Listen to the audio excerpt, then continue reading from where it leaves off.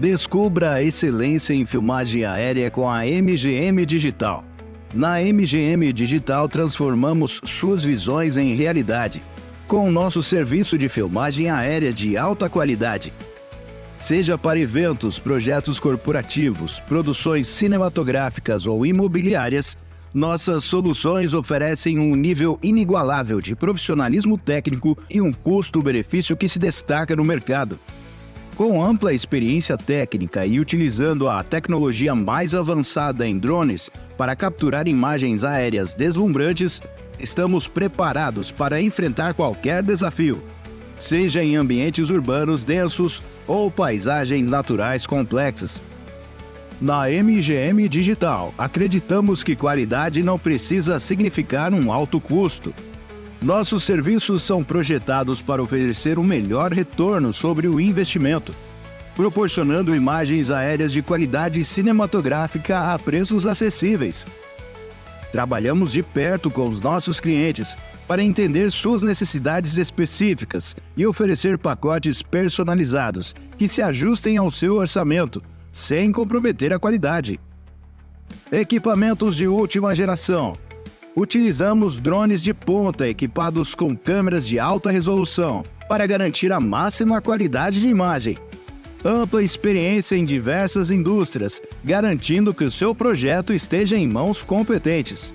Consultoria detalhada para entender e atender às suas necessidades específicas, criando soluções sob medida. Priorizamos a segurança em todas as operações, cumprindo todas as regulamentações e diretrizes de voo. Transforme sua visão em uma realidade espetacular com a MGM Digital.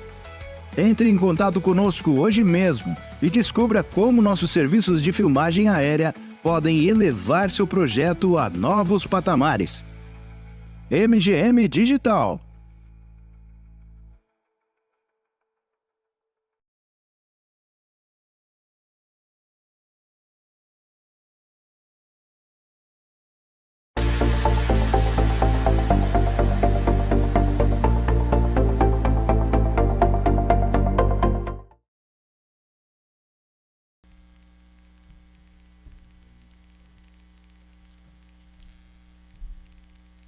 Começou. Tá bom. Deixa eu só achar aqui, eu perdi. Olá, muito bom dia a todos. Bom dia. Boa tarde. Bom dia, boa tarde, boa noite, né? Pra hora que a pessoa estiver assistindo a gente, sejam muito bem-vindos. Estamos de volta com mais um programa, Tá Sabendo, o programa que traz a cultura viva de Pindamonhangaba. Hoje estou aqui com a minha companheira, a Elô Silvério, e trazemos convidadas extremamente especiais. Quem são, Elô? É isso aí. Hoje nós temos um episódio muito especial. Vamos conhecer 3 histórias que se entrelaçam. Temos aqui, sejam muito bem-vindas, Érica Veriana, a Sara e o Instituto Atuarte. Vamos contar um pouco dessa história pra gente? Bora lá! Muito obrigada, gente. Eu estou muito honrada de estar participando aqui com vocês, né, Sara? A gente está muito feliz. Muito feliz pela oportunidade, pelo espaço. Obrigada, gente. Juntas, elas criam um repertório aí, mostram como a arte pode transformar territórios, criar pertencimento, abrir caminhos para novas gerações. Como que é esse trabalho de vocês? Conta um pouquinho pra gente. Bom, acho que esse trabalho também é fruto de uma trajetória, né, de trajetórias que são individuais e depois acabaram se conectando ao longo da nossa história, né? A gente acredita que a arte tem realmente um poder transformador, porque somos fruto disso, né? Então, isso é muito importante. Nenhuma causa ela nasce do nada, ela nasce da vivência, das experiências que a gente tem, né? Dos impactos, dos afetos que a gente nutre ao longo da vida. Então, quando a gente se percebeu, né, nessa organicidade, né, vamos dizer assim, a gente entendeu que tínhamos propósitos em comum, a Sara e eu, né? O Instituto Atuarte, ele surge, né, dessa ideia de levar a arte ao maior número possível de pessoas, né?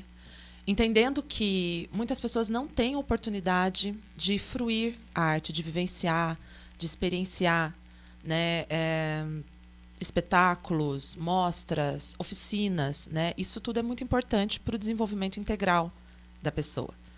E eu falo isso por experiência, porque eu fui uma criança artista que não tinha espaços para mostrar o meu gosto pela arte. Né? Eu tenho 41 anos, sou de Moreira César, cresci no Pazim, e não tinha, naquele momento, espaços que a gente pudesse experimentar a arte. Mesmo assim, eu cresci sendo uma criança, uma adolescente artista. E eu acho que a Sara também passou pela mesma coisa, em momentos diferentes aqui nessa cidade, né, Sara?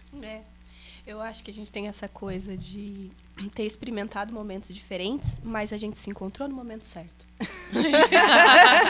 Isso né? é importante. Experimentando a arte desde criança, nós duas, mas o nosso encontro foi um encontro, eu até coloquei no briefing, foi um encontro de almas mesmo, porque a gente se conectou muito no mesmo propósito, e até hoje eu me pergunto, cara, mas parece que foi um negócio tão certinho, né? Tão proposital, de fato, assim, né? Mas são coisas que acontecem na vida e que a arte proporciona pra gente. E a Erika falou dos afetos, eu também essa questão dos encontros com essas pessoas que se conectam àquilo que a gente também tem como propósito. E eu acho que isso é raro. Isso é Com raro. certeza. Isso é raro. Bom, então pra gente começar, eu gostaria de perguntar pra você, Érica, pra você contar um pouquinho mais sobre a sua infância primeiro, depois a gente escuta a infância da Sara, né, pra gente entender da onde vem essa raiz da artista Érica Veriano, de Pindamonhangaba, pro mundo. Isso A aí. primeira vez que você roteirizou foi com 9 anos? Com é isso 9 mesmo? anos. 9 anos, na terceira série. Eu fiz um texto, né, uma dramaturgia, e uma professora, a tia Valquíria, que era uma professora de matemática, viu isso, e eu a mostrei na escola, né? Eu sempre gostei muito de ler. Sempre gostei muito de ler. Então, eu fiz uma adaptação com os personagens do Sítio do Pica-Pau, né? Com os alunos da sala e a gente passando por aventuras, né? E aí, eu nunca tinha lido uma dramaturgia, mas eu entendia que, por exemplo, para uma pessoa reproduzir, né, representar em cena, precisaria ter o que a gente chama de rubrica. E naquele momento eu coloquei as rubricas de indicação, assim, fulano olha para baixo, fulano dá risada, sai correndo no meio da cena. E ela ficou encantada, ela falou assim, nossa, mas isso aqui é uma peça de teatro, né? Então eu queria que, além que os meus colegas lessem, que eles conseguissem representar aquilo. E essa professora, ela fez um trabalho na escola, nessa mesma época com a gente, que a gente montou, fez uma adaptação de um conto, né? E ali eu me vi realmente com muita propriedade para representar. Eu tinha 9 anos, mas é que eu já brincava de teatro, né? Então é importante falar isso, tá, gente? Eu sempre gostei muito de teatro. Eu fui uma criança que teve acesso no sentido mais popular da arte, né? Os meus pais, eu sou de Lorena, cresci aqui em Pinda, vim para cá com 4 anos, mas transitei pelo Vale do Paraíba por várias questões, principalmente pelas questões relacionadas à cultura popular. Cultura popular no nosso vale é muito rica, né? Muito, muito. Então, eu tive a oportunidade de participar de festas de congada, né? Acompanhar alguns grupos de maculelê, ter contato com capoeira. Todas as festividades religiosas da nossa cultura trazem alguma representação cênica. E isso sempre me encantava, né? A catira, que eu sou apaixonada, né? Eu sou apaixonada por catira. Então, assim, eu via essas manifestações e isso encantava realmente o meu ser, assim, né? E o circo, muito presente, porque, para quem não sabe, a nossa região aqui é uma região de circo-teatro, né? Então, na rua da casa da minha avó, em Lorena, era uma praça de circo, é até hoje. Tem um terreno onde o circo, né, os circos que vêm aqui para o Vale, na rua da casa da minha avó, eles ficam ali por um tempo. Então, eu tive a oportunidade de ver muito espetáculo de circo, né, quando pequena. E isso mexeu comigo, assim, né? Eu sabia o que eu queria desde muito cedo, né? E sabia como eu queria fazer. Porque aí, quando você vai tendo oportunidades, você vai vendo que também não são todas as pessoas que têm oportunidade. Então, um exemplo. Uma vez, vinha circo de tudo quanto é tipo, mas uma vez veio um circo do Beto Carreiro, lá, na rua da casa da minha avó. Eu já estava com os meus 14 anos, 12 ou 13, que eu ainda estava no fundamental, não estava no ensino médio, não. E a gente foi assistir, né?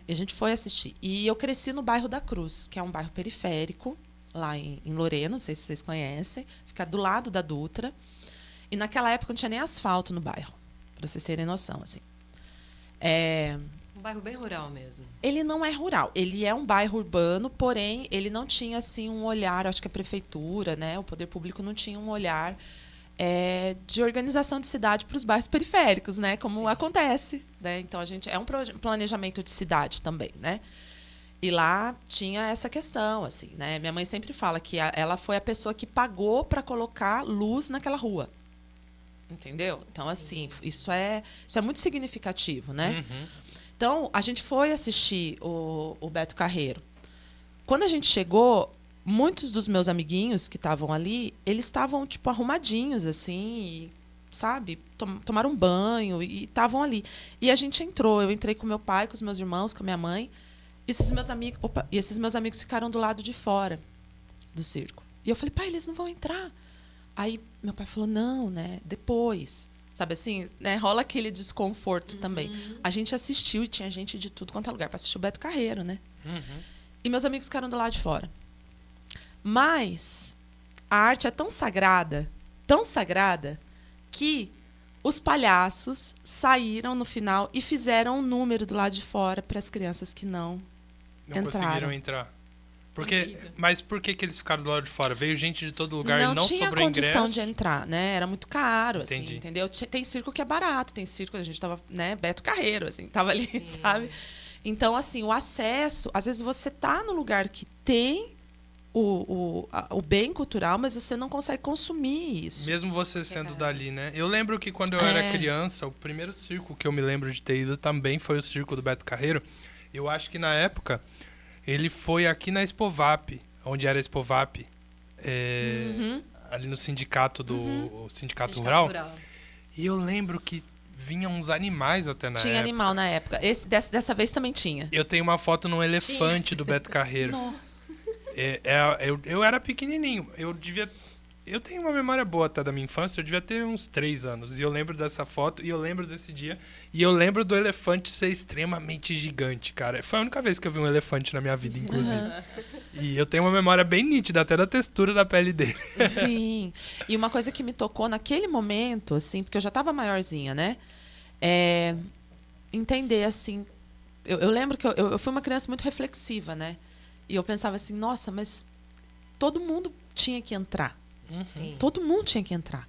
Mas eu quero fazer isso que eles estão fazendo aqui do lado de fora. Foi ali que a palhaçaria já Foi. te Foi. conquistou. Foi ali realmente, assim, sabe? Eu tenho muito nítido, assim, pra mim. E o medo da minha família era que eu fugisse com o circo. Tem isso, assim. Né? Então eu fui uma criança, assim, que meus pais, eles conseguiram perceber, acho que as aptidões dos filhos, né? E começaram a entender como que a gente funcionava. E viram essa importância, né? Então, eu sou muito grata aos meus pais, assim, porque eles proporcionaram, dentro do que eles podiam, momentos de contato com a arte. Isso fez toda a diferença na minha trajetória. Toda a diferença, assim. Eu imagino. Isso deve ter sido realmente feito a diferença. Sim. Né? E uma coisa importante que eu acho que até... Eu coloco isso na minha dissertação de mestrado e coloco isso na minha tese de doutorado. Existem coisas que fazem curva na nossa trajetória.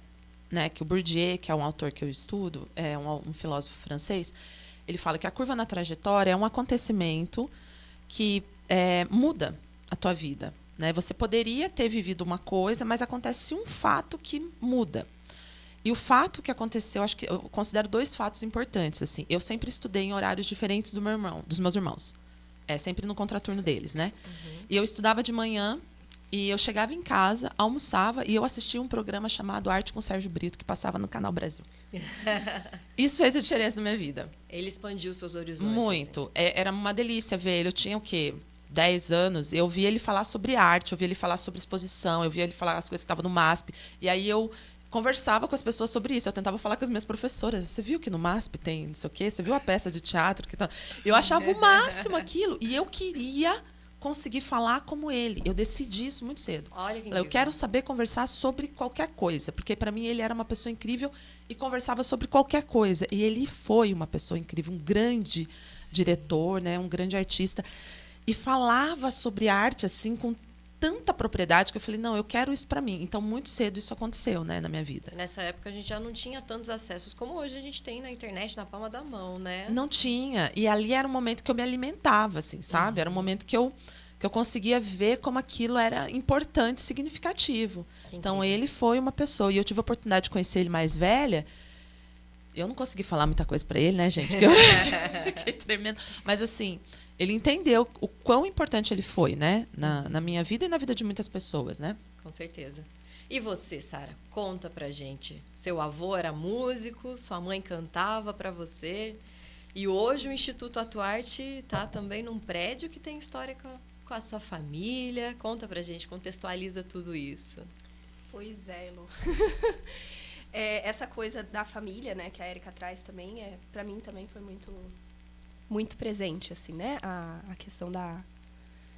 eu acho que alguém que te indique esse caminho de você pode estar ali, é algo muito marcante na infância, né? Quando você tem cuidadores e pessoas ao seu redor que te indiquem esse lugar é seu também, né?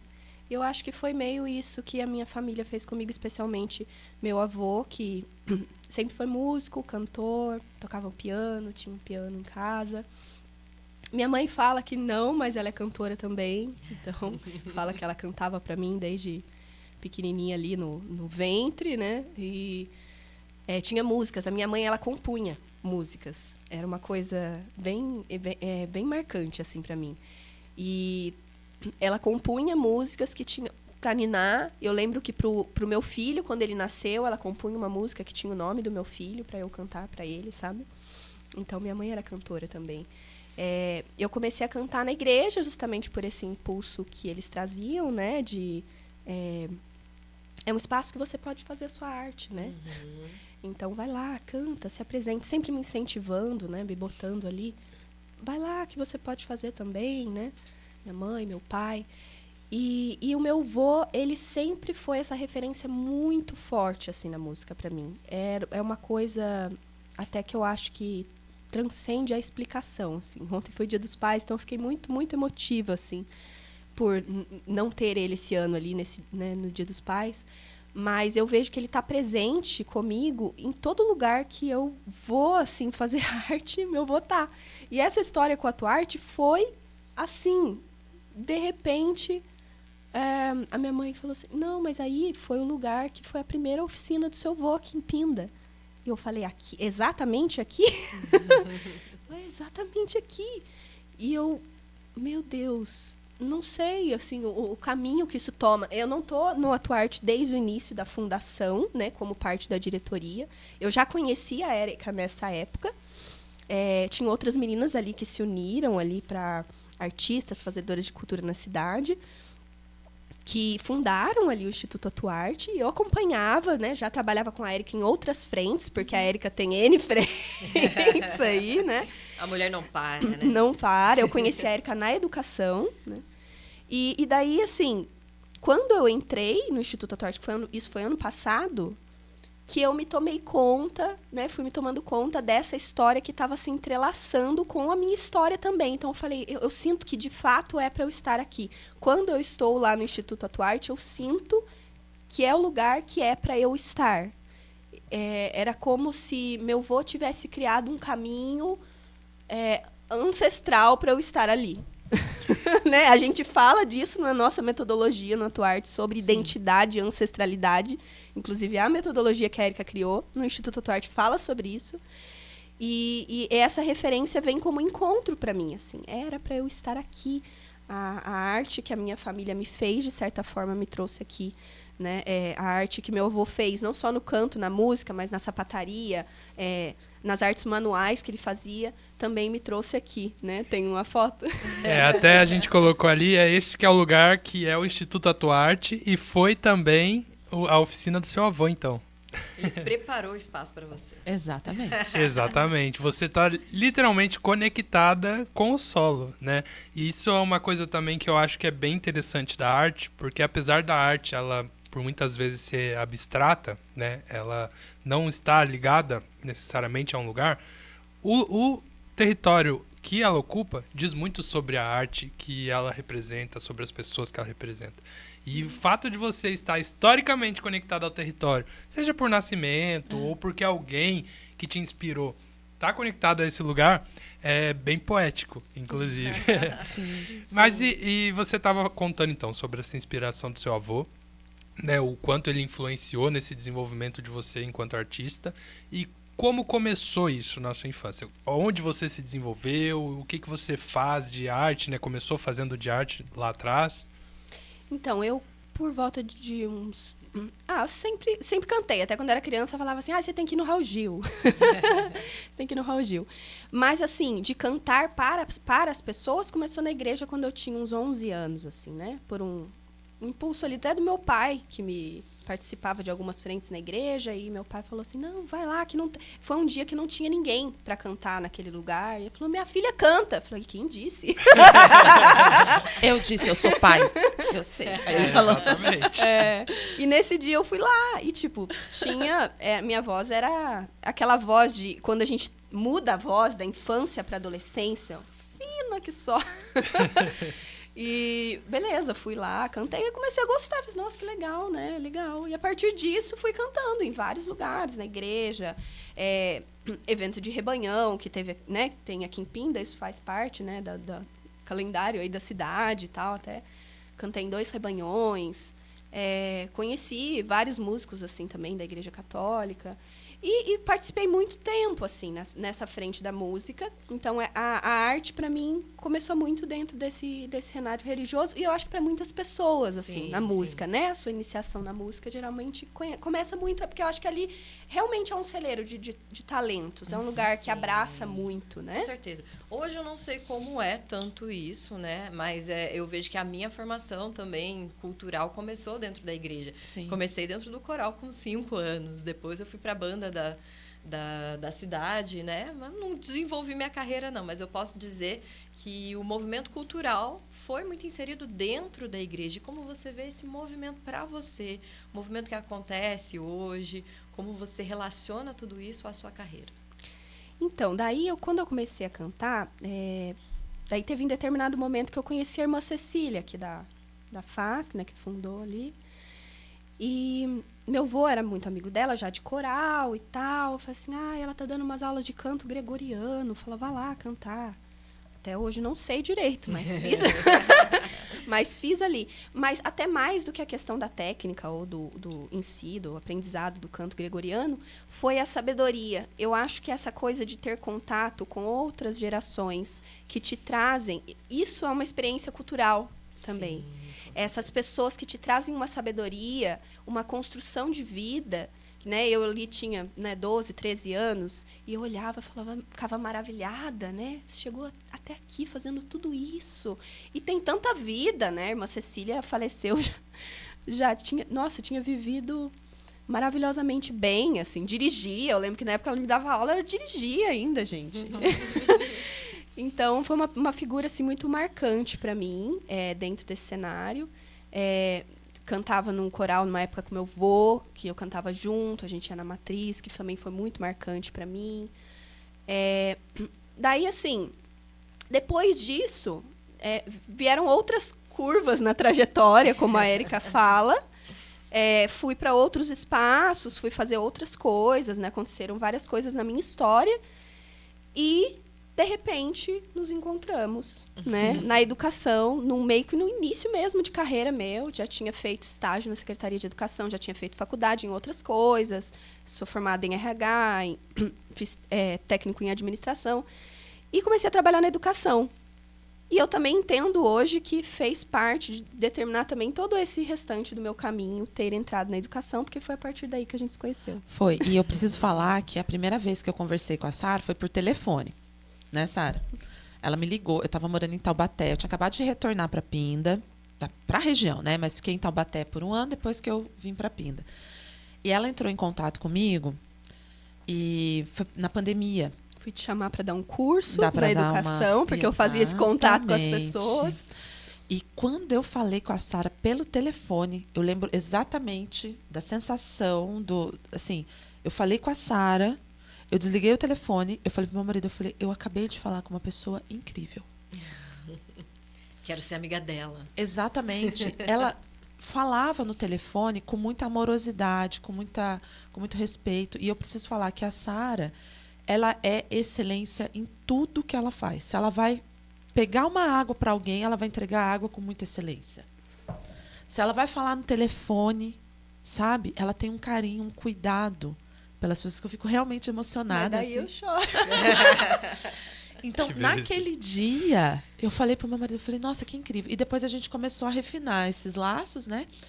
E logo a gente já estava trabalhando junto pela produtora, né? Com a parte educacional. Então, eu comecei a trabalhar com a Sara até antes do Instituto Atuarte. Bem antes. Não existia o Instituto. O Instituto, ele surge a partir do momento que a gente vem para cá. E eu tive contato com a Pitanga Araújo, é importante falar isso. Ela me chamou para dirigir um espetáculo, que é o ai, como é o nome? Fugiu o nome. Piragui. Piragui. O Piragui, porque ela estava gestante, estava com barrigão, assim, né? Então a gente dividiu essa direção. E também deu muita liga, assim, em termos estéticos, assim, a gente, né, tinha um pensamento de concepção muito próximo, assim, e eu trouxe a minha experiência do teatro de rua, e ela, toda essa coisa plástica, ela é formada em artes visuais aqui, né, pela FASC, a gente conseguiu unir as coisas, e aí a Pitanga me liga e fala assim, vamos montar uma companhia? Eu falei, poxa, mas eu já tenho uma companhia, né, eu tenho o Coletivo Joaquina, que tem desde 2006, e a gente tem trabalhos ainda em atividade, e a gente resolveu montar o La Trapeira, né? E aí o Instituto, para poder ser a companhia que coordenasse o projeto que a gente estava dirigindo. Só que aí a gente já tinha empresa, cada uma tinha uma empresa. E a Pitanga estava saindo, né, da Severina, outros rumos estavam acontecendo na vida, né, que é normal, assim. E ela falou, vamos montar uma empresa. Eu falei, mas a gente já tem empresa, né? E eu já tinha tido a experiência de montar algumas associações, né, no Paraná, em Campinas. Fiquei 5 anos em Campinas, a gente montou Flor de Vento lá, que é uma instituição que dá suporte para os artistas no mesmo molde daqui. Só que lá a gente foca mais nos mestres da cultura popular. E aí eu falei para ela, assim, a gente pode fazer uma associação. É importante fazer uma associação porque os artistas precisam se associar, eles precisam desse lugar também de encontro e tal. Então montamos o instituto a partir do modelo que a gente tinha em Campinas. Sim. Isso é muito importante, assim. Então ele vem com o modelo. Só que aqui a minha sugestão foi que a gente abrisse para artistas, não só mestres, mas para todos os artistas que precisassem de assessoria, de consultoria, né? E fosse um espaço que a gente pudesse ensaiar. Porque a gente usava muito teatro. E a Secretaria de Cultura, na época, onde o Alcemir falou assim para mim, Érica, mas o teatro praticamente é seu, né? Porque você está usando todo dia. Eu falei, mas eu sou atriz. Eu não sou atriz de final de semana, eu sou atriz. Eu preciso usar o teatro. Atriz em tempo integral. Em tempo integral, preciso ensaiar. E aí a gente conseguiu esse espaço. E aí, deixa eu te falar essa conexão, gente, porque é rápido, tá? Vou fechar, eu prometo que eu vou amarrar meu raciocínio. Mas eu passava na frente do instituto, porque minha filha estudava ali do lado. Tem uma escola municipal ali do lado. Educação infantil, a Josefina Sembranelli. E eu passava naquela rua e aquele espaço estava para alugar há muito tempo. Eu olhava para o espaço e falava assim, esse espaço vai ser meu. Eu olhava e falava assim, eu vou alugar isso aqui. Gostei desse espaço. O que está fechado esse espaço? Quando a gente foi procurar, as meninas que estavam com a gente, porque a gente chamou pessoas que a gente conhecia e tal. Não chamei a Sara na época, porque a gente estava também nos outros projetos. E a Marcela, que estava... Você conheceu a Marcela? Você não conheceu. Você entrou, a Marcela saiu da produtora. E ela saiu da produtora para fundar também o Atuarte, entendeu? E a gente falou, vamos procurar um lugar. E as meninas assim, mas tem que ser um escritório. Eu falei, não, escritório não, precisa ser um espaço para a gente ter coisa. Porque eu sempre tive espaço. Então, eu tive espaço em Curitiba, tinha um espaço de teatro lá, sempre tive sede. Sempre. Sim. Então, eu estou acostumada com o movimento de ter um espaço para ensaiar, para dar aula, porque é assim que eu entendo que a arte funciona. E não faz sentido, né? É a minha profissão. E aí as meninas, não. Mas é quando vem esse espaço, quando o rapaz da imobiliária traz, ele trouxe um monte de sala e trouxe esse espaço. Eu falei, é esse espaço. É esse espaço. E a gente conseguiu alugar o espaço e hoje é a nossa sede já há alguns anos. Então, já havia conexão, né? A fundação foi em 2021. Em 2020 a gente começou com a Latrapeira. E aí a gente foi amadurecendo a ideia. Em 2021 a gente oficializou as reuniões para organizar uma associação, porque é isso, você precisa de ter algumas reuniões, você precisa afinar assim, quais são as finalidades, né? Até para quem muitas pessoas me perguntam como fundar uma associação. Você precisa se encontrar com pessoas que têm o mesmo propósito, né? E naquele momento também, as pessoas que estavam, elas nutriam propósitos e que eram similares, né? A gente tinha propósitos similares. Mas, ao longo do tempo, a gente também foi percebendo que a similaridade, isso é importante, ela não necessariamente faz com que você esteja com o mesmo pensamento em todos os campos que você atua, né? Então, isso também foi importante para a gente amadurecer e reorganizar a diretoria. Porque o propósito que funda o Instituto é levar a arte ao maior número possível de pessoas. Então, na minha cabeça, isso vai funcionar fazendo projetos que impactem pessoas em lugares onde a arte não chega. Ou, se ela acontece ali, ela está invisibilizada e a gente precisa desinvisibilizar essa arte, porque a periferia produz e produz muito. Muito, muito, muito, muito, muito. E a gente, na periferia, a gente consegue, junto, né, que eu sou uma artista periférica, junto mostrar que aquilo é potência, que aquilo faz sentido, que aquilo é força, que aquilo, sabe, é identidade, né? Então a gente tem esse propósito. E aí a Sara, quando a gente conversava, né, a Sara tinha esse mesmo, viu? E eu falo que a Sara, quando ela vem para o Instituto, ela traz também uma excelência na organização de recursos humanos da instituição, porque é importante ter isso, para lidar com pessoas. A gestão e os recursos humanos, né, trouxeram uma bagagem diferenciada. Sim, porque eu sou pedagógico, né? Eu sou pedagógico e artístico. Então, o meu olhar, que ela falou, é metodológico, eu vou olhar a aula, né? Para mim é muito importante ter uma aula que tenha uma sequência didática, porque isso vai mudar a vida da criança. É muito importante que os projetos sejam didaticamente pensados, metodologicamente pensados, mesmo os projetos artísticos. A Sara tem uma visão mais dos recursos humanos e dessa gestão humanizada para que o metodológico também aconteça. Então, não existe uma coisa sem a outra. Então, é um equilíbrio. Exatamente. Então, a Sara contou pra gente, né, que ela estudou gestão de recursos humanos e técnico e administração, certo? Isso ajudou você nessa formação da sua experiência para trabalhar com recursos humanos. E você, pelo que eu sei também, tem um currículo aí que é um currículo bem extenso, né? Você quer falar um pouquinho para a galera sobre a sua experiência curricular que fez você chegar onde você está hoje enquanto artista e também uma empresária do setor cultural, digamos assim? Sim. E uma coisa também que eu queria que você contextualizasse é essas andanças que você teve por aí, do Paraná, Curitiba a Campinas, isso? Isso. Curitiba a Campinas, Pinda, mas nasceu em Lorena. Isso. Contextualiza tudo isso aí pra gente. Tá. Eu sou uma pessoa do Vale do Paraíba. Eu nasci em Lorena, né? Aqui no interior de São Paulo. Com 4 anos eu venho para Pindamonhangaba, porque meu pai veio trabalhar aqui. E fiquei aqui até os 18 anos, né? E eu queria muito, assim, por conta dessas curvas na trajetória, né? Eu estudei em Guará. Fui fazer Cefam, Centro Específico de Formação e Aperfeiçoamento do Magistério, que era um colégio modelo do estado de São Paulo, né? Então, a gente tinha um processo seletivo muito denso, assim, muito difícil, e a gente entrava e ganhava um salário mínimo para estudar, que a gente ficava o dia inteiro no colégio, e a gente aplicava aquilo que a gente aprendia no cotidiano, no território que a gente estava. Então, tinha muitos projetos que a gente fazia ali em Guará, né, na região que a gente estava e tal. E esse projeto, esse magistério, ele tinha um teor artístico, sabe, corporal, esportivo. Então, eu tive a oportunidade de fazer atletismo, de participar de grandes competições e também de fazer teatro e dança, porque eles traziam pessoas para poder ajudar a gente a montar. E a gente tinha um festival que era o Festec, Festival de Teatro Cefam. Então, ali eu percebi que realmente, não, eu vou fazer artes cênicas, né? Foi esse o caminho. Ou pedagogia, porque eu amo a educação.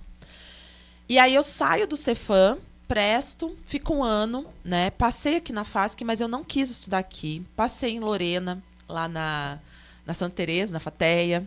Mas ainda não era, rádio e TV, mas ainda não era. Eu sabia que eu queria, né, isso, mas eu precisava do corpo, entende? E aí eu conversei com os meus pais, tinha passado também numa outra de letras. Eu falei, olha, eu quero cênicas e eu quero fazer uma pública.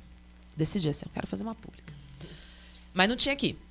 Só tinha Campinas, UFBA, USP ou Curitiba, que foram as que eu vi que podia, né? UFBA, meus pais acharam muito longe, Bahia, né, e tal. Eles acharam que eu talvez fosse me encantar com a Bahia, que realmente aconteceria. Talvez eu não fosse estudar direito, que ia ficar nos trios elétricos. Ia, né? É uma energia diferenciada. Totalmente, né? E aí, Unicamp, eu tentei fazer Unicamp, e era uma época, gente, vocês vão entender agora, tá? Vocês não viveram isso, nenhum de vocês aqui. A gente não fazia inscrição pela internet, tá? A gente comprava o manual, olha a loucura, pelo correio, e aí a gente preenchia o manual e devolvia para a universidade. Só que você comprava, você pagava a inscrição comprando o manual, tá? Quem tem a minha idade vai lembrar disso. E aí, um amigo meu falou assim, nossa, eu não consegui comprar o material que eu vou receber... A ficha lá eu vou receber amanhã. Eu falei, fica a caminho que amanhã eu compro. No outro dia eu fui no correio, tinha esgotado a inscrição da Unicamp. Nossa. E eu queria muito. Aí eu fiquei desesperada. Eu falei, não é possível que eu vou ficar sem fazer vestibular esse ano. Porque se você não comprar, você não tinha como fazer o vestibular. E aí eu falei, putz, vou ligar, né, pra ver se tem. Liguei lá. Ah, não, tá esgotado. É o que tá no correio. Tá esgotado, tá esgotado. Em todo lugar eu ligava, tava esgotado. E aí liguei na Estadual do Paraná, que seria uma opção, e a inscrição era depois. No que eu liguei, eles falaram, de onde você está falando? Foi o professor Sérgio que atendeu, o Sarjão de música. Virou. Falei, tô de Pindamonhangaba, falando de Pindamonhangaba. Mas onde que eu vou? Aqui eu não sei se eu vou achar o manual. Ele falou assim, eu acho que aí você não acha, mas eu vou mandar para você pelo correio, para você fazer a inscrição. E eles me mandaram o manual, gente, para eu fazer a inscrição. Coisas que acontecem com a Érica, gente, de verdade. Verdade, verdade. É umas coisas absurdas. Aí eles me mandaram que eu vi o manual do aluno, fiz a inscrição. E fui fazer o vestibular. E tinha uma dificuldade, porque não tinha os livros aqui na biblioteca. Não se comprava livro igual hoje, a gente tem acesso a tudo. Então eu fui mais cedo para o Paraná para pegar os livros na biblioteca da faculdade e estudar. Né? Estudar para fazer o vestibular. E passei. Sim? Opa, tá com ruído isso? Não, agora tá bom. Agora tá bom, tá. E aí eu passei no vestibular. E eu tinha feito uma aposta com os meus pais. Que eu falei assim, se eu posso fazer vestibular fora, né? Morar em outra cidade? Aí minha mãe falou assim, se você passar, você pode. Aí eu passei. E aí não tinha como voltar. Então eu fui fazer. Naquele mesmo ano eu prestei pedagogia na Federal. E passei. Então, eu fiquei fazendo artes cênicas no período noturno e pedagogia no período diurno. Então, eu fazia as duas faculdades ao mesmo tempo. Gente. É. E isso, para mim, foi muito importante. Foi muito importante porque eu vi 2 campos, né? Eu vivi 2 realidades de universidade, uma federal e outra estadual. E isso me trouxe muito crescimento, né? Com pesquisa e tal. E aí, eu terminei a FAP primeiro, logo depois, né? Um ano depois, terminei a pedagogia. E já ingressei numa especialização em ciência política, né, em sociologia política. Aí finalizou isso, eu fui para o mestrado em 2014. Parei um tempo, assim, fiz uma lacuna ali de 2 anos dentro dessa loucura toda, porque eu fiquei rodando muito festival, fazendo SESC, os circuitos do SESC. Eu era, né, contratada do SESC para fazer feira literária, para estar sempre com os espetáculos. Então, por exemplo, Maria de uma Rima Só, que é o espetáculo que a gente mais rodou pelo SESC, a gente apresentou mais de 500 vezes, assim, sabe? Então, cada contratação era tipo 10 apresentações, então era muita coisa. A gente rodou o Paraná, Santa Catarina, interior de São Paulo, Minas Gerais, né? Acho que eu não conheço só o norte do país. Então, foi muito bom, assim, foi um momento de muito crescimento também, profissional. E aí eu vi que isso tudo... Eu tinha uma questão com o público, com a pesquisa de público, formação de público. Eu ingressei no mestrado em 2014 para pesquisar, mestrado em educação, mas com eixo de pesquisa em teatro. Foi um eixo que abriu lá na Federal para mim. Eu falei, esse eixo abriu para mim. Eixo Érica Veriano de mestrado. Exatamente. E aí eu fiz o mestrado pesquisando formação de públicos dentro da escola. né? Então, uma pesquisa para entender como que a escola forma o público, né? Como que leva a arte, leva o aluno até a arte, a partir de um projeto que eu criei chamado Literatura e Expressão, projeto criado no Sesc Paraná, que depois institucionalizou pelo governo do Paraná e passou a acontecer nas escolas. Aconteceu no Sesc, depois passou a acontecer nas escolas. E eu sempre à frente desse projeto, fazendo adaptação das obras do vestibular da UFPR para os alunos. Só que era uma adaptação que trabalhava com linguagens diferentes. Então, às vezes, por exemplo, a gente ia trabalhar com musical. Às vezes a gente ia fazer um teatro de bonecos. Às vezes a gente ia fazer teatro de rua. Cada adaptação tinha também um segmento diferente, porque a gente entendia que os alunos não iam ao teatro. Então, eles não conheciam teatros de diferentes formas estéticas, né? Então, ali, uma conversa mesmo com tudo isso que faz o teatro acontecer. E isso durou muito tempo, durou uns 6 anos assim, esse projeto. E aí eu fiz o meu mestrado em cima desse projeto, e inclusive o meu mestrado a minha defesa foi a primeira defesa encenada, né, ali da Federal. Havia tido uma defesa performada, a minha foi uma defesa com espetáculo de rua, foi a primeira da Federal do Paraná. Isso também abriu caminho para outras defesas diferenciadas, né? E depois, no doutorado, eu queria fazer na Unicamp novamente, né? Eu gostava muito de Campinas, gente. Aí eu sempre ia para Campinas para fazer formações enquanto eu estava no Paraná. Rodando, fazendo coisas. Passava em Campinas, fazia formação, né? Em fevereiro estival e tal. E aí eu fui como aluna especial do Instituto de Artes, do IA, e da Faculdade de Educação. Fiz algumas disciplinas, mas não me identifiquei com os programas. Sabe? Não me identifiquei com os programas e acabei, porque eu sou da linha de cultura. Então, a minha pesquisa na educação ela está dentro da linha de cultura. Aí eu acabei indo para a USP, passei no processo seletivo de doutorado da USP em 2018 e ingressei na USP, né? E terminei em 2023.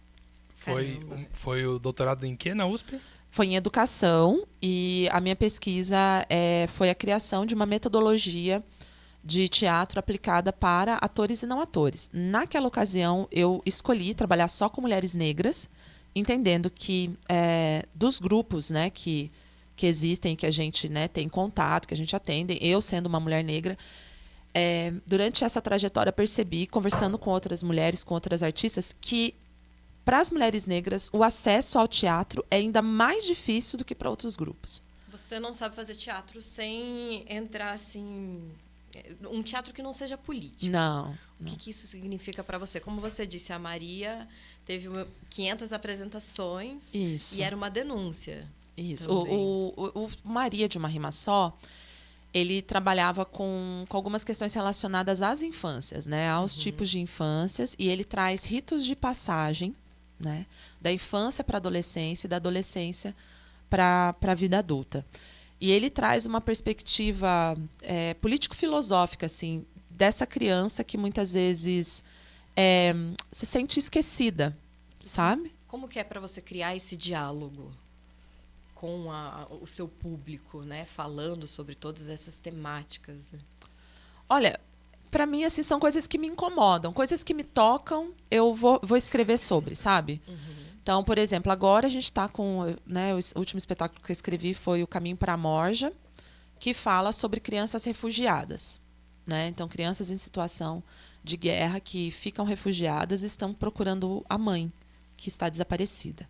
Então, nesses intervalos, né, nessas fissuras da relação dessas crianças, as críticas aparecem. A mesma coisa acontece no Maria.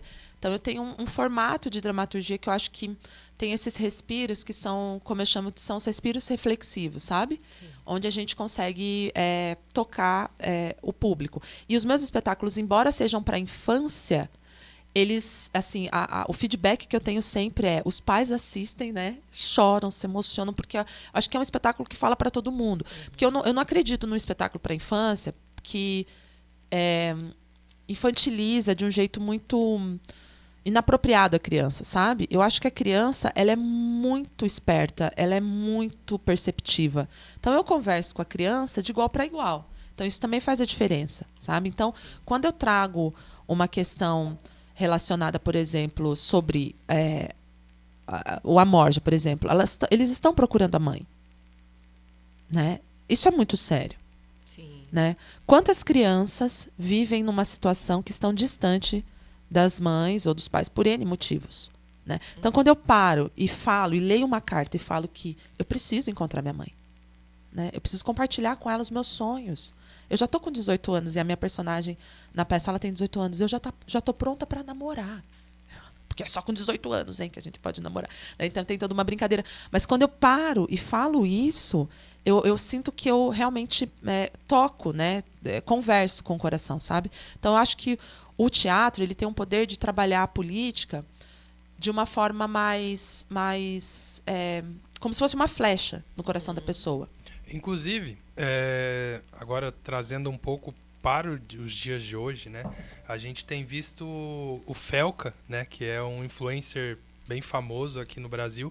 Ele fez uma denúncia importantíssima com relação também à infância, né? E principalmente à adultização dessas crianças. Sim. E pelo que você está me contando, o seu trabalho também tem muito a ver com isso, né? A forma com que as crianças são colocadas em algumas condições aí na sociedade e como essa distância da infância impacta na vida delas, né? Você tem acompanhado, vocês duas têm acompanhado sobre esse caso? Tem algum comentário para fazer a respeito disso? Sim. Você quer falar? Estou falando bastante. Pode falar primeiro. eu ia fazer um comentário que eu acho que une a isso que você perguntou também, João. A forma que a Érica comunica nas coisas que ela faz, nas direções dos roteiros, é sempre muito acessível.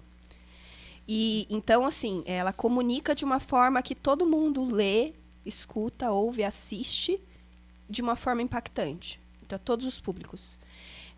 Então, eu acho que isso é importante também dentro das denúncias que a gente faz. A gente não pode colocar as coisas... É claro que é importante o campo acadêmico, né, é importantíssimo, essencial, mas a gente precisa que as pessoas entendam as motivações e as denúncias de uma forma acessível. Sim. Por que ela está falando isso? Diante de que contextos? Diante de que dados? Diante de onde? E eu acho que na arte, nós somos comunicadores também, né? Todos nós, artistas, né? Os artistas que estão aí nos ouvindo, somos comunicadores. E eu percebo muito isso, aprendi muito isso com a Érica, vejo em todas as ações, em todos os roteiros que ela faz, todos os espetáculos, ela comunica de uma forma acessível. E eu acho que isso, quando acontece isso hoje na rede, né, principalmente hoje a gente vê aí o Instagram, TikTok, etc., quando essa comunicação acontece de uma forma assertiva e acessível, isso também gera um impacto muito grande. E eu acho que foi essa uma das premissas que isso tomou um alcance muito grande, né? Porque foi comunicado de uma forma muito acessível, objetiva e assertiva. É uma denúncia que precisa ser feita. Nós precisamos olhar para as crianças. Isso não quer dizer também que muitas pessoas, e vou enfatizar aqui, talvez até muito mais mulheres, mães, enfim, estejam olhando para isso e talvez não estejam sendo ouvidas. Sim. Né? Estamos denunciando isso, falando através da arte, dos espetáculos, das redes e tantas amigas que também eu tenho, que trabalham com comunicação, que trabalham... eu tenho uma amiga que trabalha com educação sexual em São Paulo, que é a Rafa. Beijo, Rafa. Ela tem um trabalho muito importante também, ela é a doutora Graziela Benini, que fala sobre educação sexual, fala sobre essa prevenção. Sim. Elas têm o ESJA, que é Educação Sexual para Jovens e Adultos. Então, a gente vai falar sobre essa forma de comunicação que precisa ser assertiva e acessível. Todo mundo precisa entender sobre o que é. O que é a erotização infantil que está acontecendo. Né? Eu acho que... a gente falar sobre isso é uma maneira da gente proteger as nossas crianças, né? Com certeza, com certeza. Eu respondendo, né, a pergunta, aproveitando aí tudo que a Sara falou, assim, o Felca ele vem assim trazendo, né, questões muito, muito importantes assim para a casa das pessoas, né? Primeiro de tudo, ele preparou um material. Eu não cheguei a ver o material ainda, eu vi os cortes que ele fez, eu não sentei para ver o material. Mas eu já sei que é campeão de acesso, né? E ele ainda nem colocou o vídeo para monetizar. Não, é extremamente importante, né? Extremamente... E uma ação dessa, né, de não monetizar com tantos views que ele teve. Ele né? já foi gigante na questão, né, das bets e tudo mais. E assim, eu vejo que com muita coerência, né? Ele traz ali, mostrando como impacta negativamente, né, a vida dessas crianças, né, ao estarem em alguns ambientes e estarem com alguns adultos que não prezam pelas infâncias. Né? Então, isso é o primeiro ponto. Assim. Então, os pais, né, os cuidadores, os professores, a gente tem que estar atento às nossas crianças. A gente tem que estar atento a qualquer detalhe. Assim, né? A gente tem o Estatuto da Criança e do Adolescente. A gente tem aí, né, possibilidades de denúncia. Né? Mas, muitas vezes, a denúncia não é feita. As pessoas se calam. Elas se calam com medo de se queimar. Muitas vezes, dentro da escola, o professor repassa, né, para uma direção e a direção com medo de também se queimar e não passa a denúncia. É um negócio muito complicado, assim. Mas a gente precisa cuidar das nossas crianças, né? Então, quando o Felca faz essa denúncia e ele faz um compilado de vídeos, né, de pessoas que estão usando a imagem das crianças, erotizando essas crianças, tirando ela do seu lugar de infância, isso é muito sério. Né? Então, se até então as pessoas não tinham notado isso, lógico que as pessoas notaram isso, né? Mas eu confesso que e como que o conteúdo entrega, né? Ele falou do Ítalo? Não. É Ítalo. Ítalo. Eu não conhecia essa pessoa. E Eu eu fiquei assustada. Também não conhecia, o que ele fazia. Uhum, né? é um programa, né, de um reality com um adolescente, gente. Sim. Um negócio assim, absurdo, sabe? E isso era visto por milhares de pessoas. E isso me deixou mais Que achavam normal, né? indignada. Atitudes assim, né? E aí acompanha uma menina. E eu tô falando, gente, porque assim, realmente não é, ai, nossa, é Érica diferentona, não vê a internet. Não é isso. Não é isso. É que eu acesso conteúdos que fazem sentido para mim. E aí eu acho que a própria internet entrega os conteúdos que você tem, né? Uhum. Que você tem mais continuidade ali, né? De visualização. E aí eu fiquei horrorizada, gente. Eu fiquei pensando assim, eu falei, nossa, a gente não tem noção do que as pessoas fazem. Se isso é filmado, imagina o que não é filmado. Pois é. Sabe? Então o Felca, para mim, é um gigante.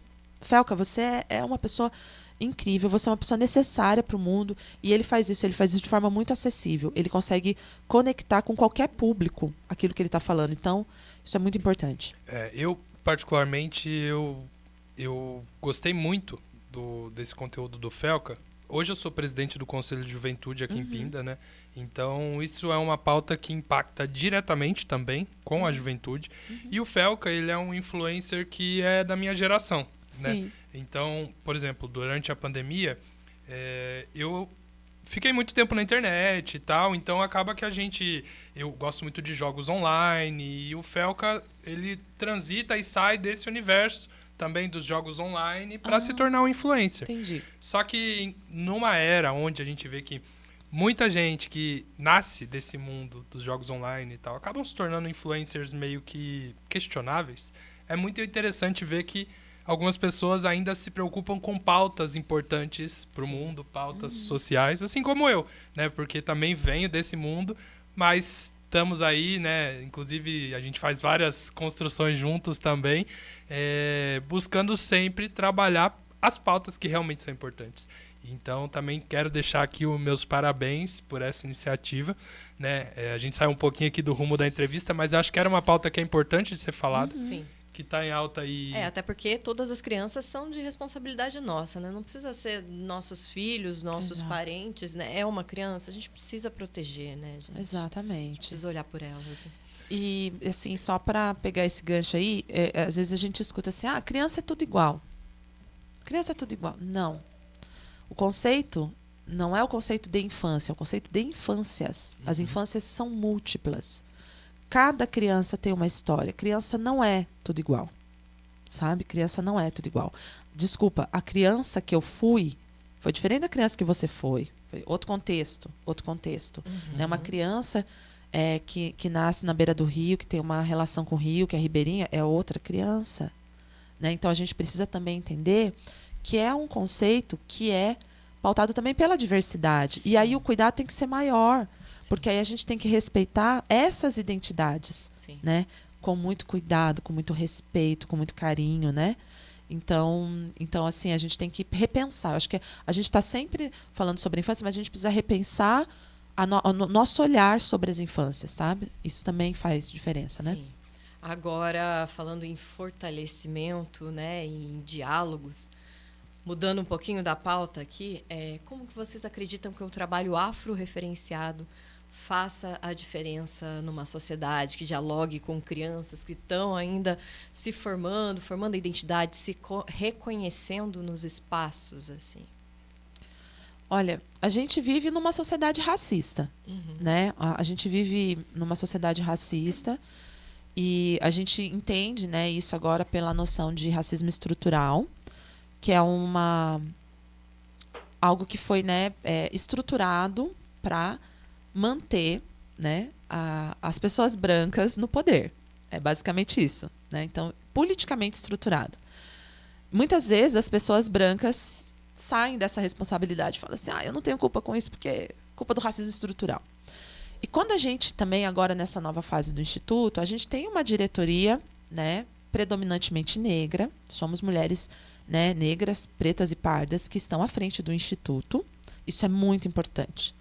Porque a gente tem um cuidado de trazer referências, né, que desinvisibilizem pessoas negras, sobretudo mulheres negras, inclusive dentro do trabalho artístico, cênico, né?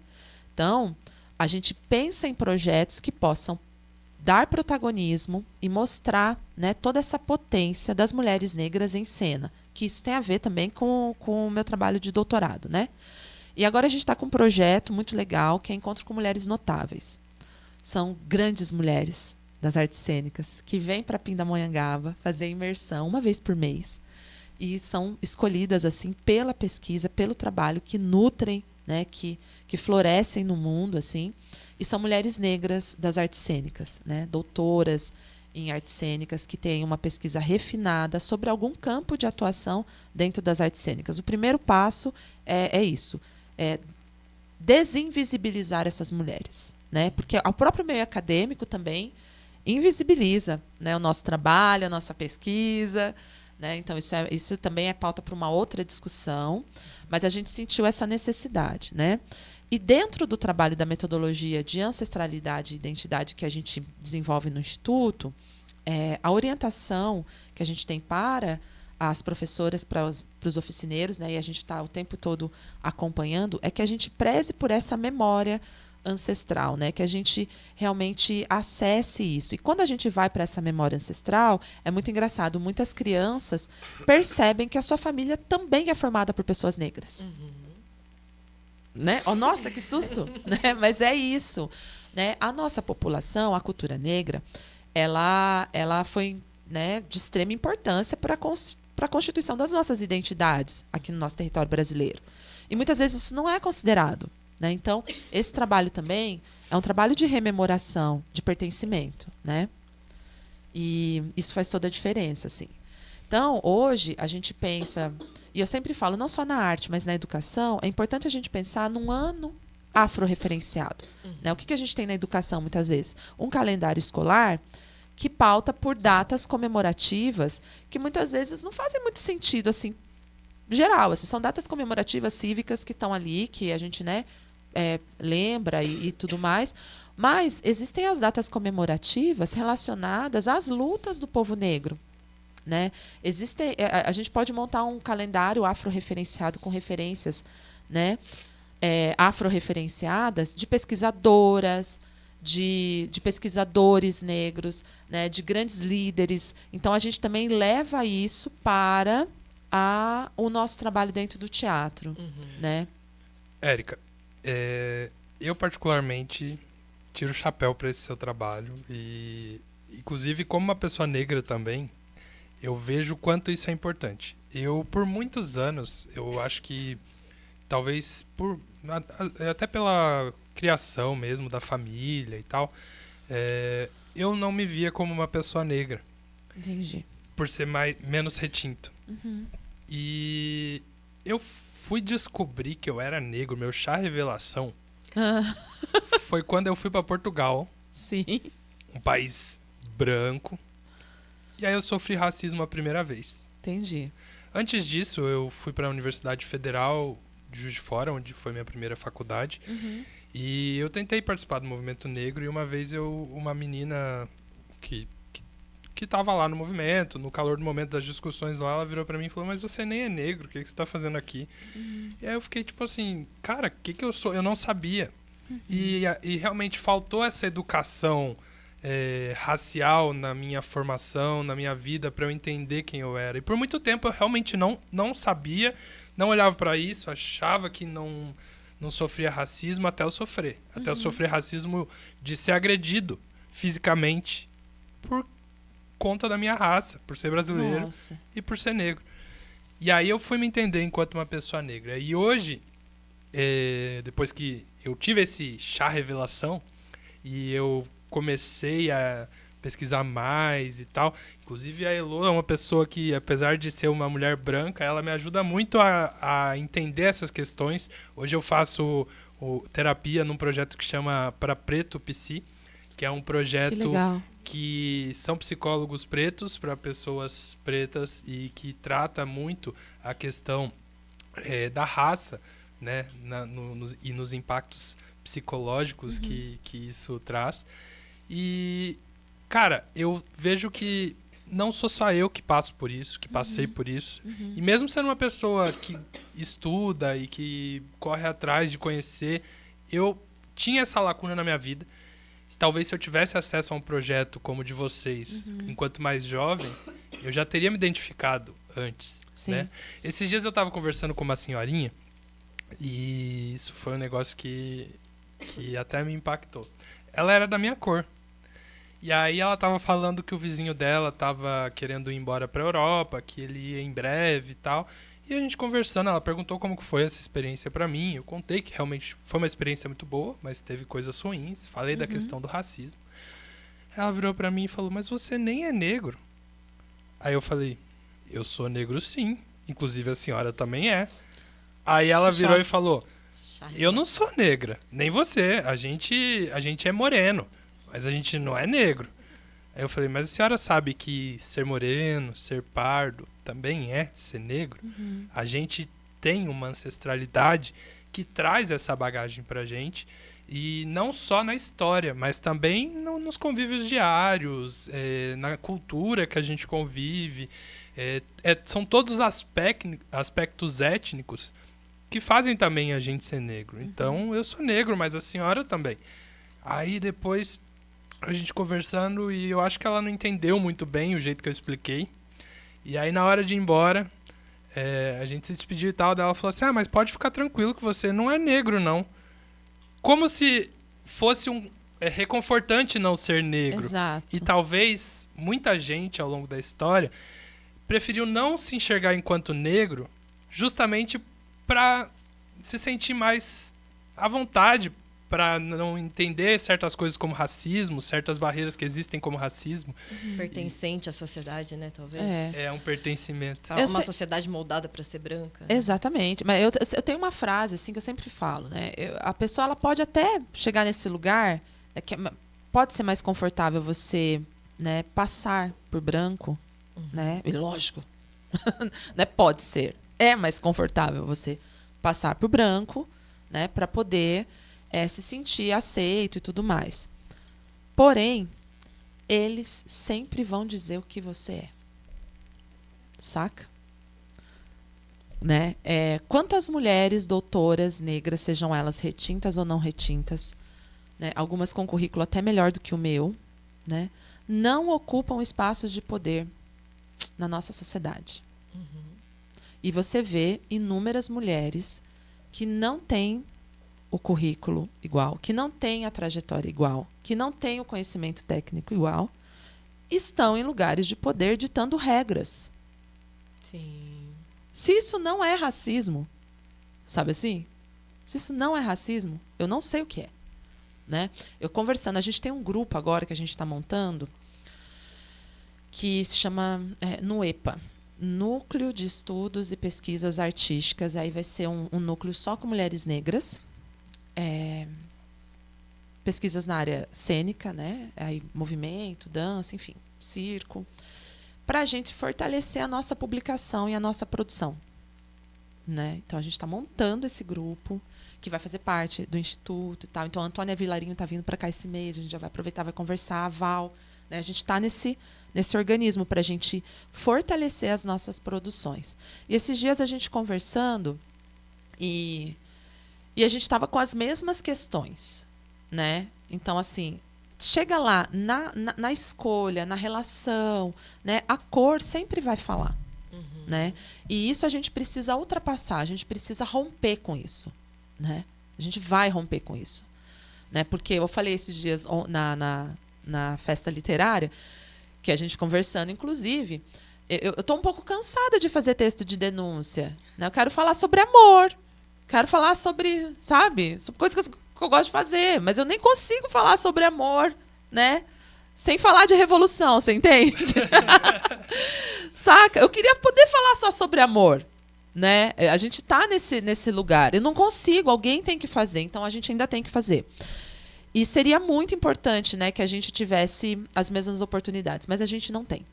A gente não tem. Enquanto a gente não tem, a gente vai sim lutar para ter. E é muito importante, Elô, ter mulheres brancas também que são aliadas nessa luta, né? A minha orientadora de doutorado, a Denise Carreira, ela é uma aliada, né? E ela foi uma das pessoas que mais fortaleceu o meu trabalho com a minha pesquisa, né? O nome da minha tese é Pretas Poéticas no Palco, uma metodologia teatral feminista, né?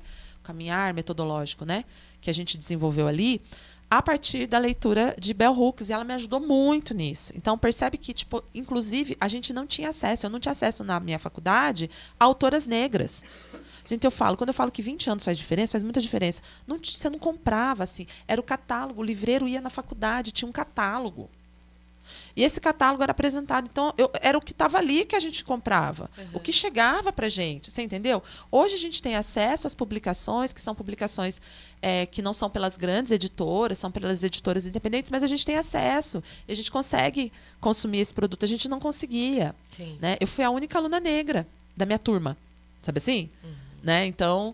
Aí depois, né, no curso, começou a entrar outras meninas, mas era muito, assim, era um grupo. E quando também você fala num momento que você... Às vezes você tá pensando, mas não tá naquele momento histórico, sabe? Eu sempre me via à frente em algumas coisas. Eu falava assim, vamos nos unir, montar um grupo de mulheres negras aqui em Curitiba.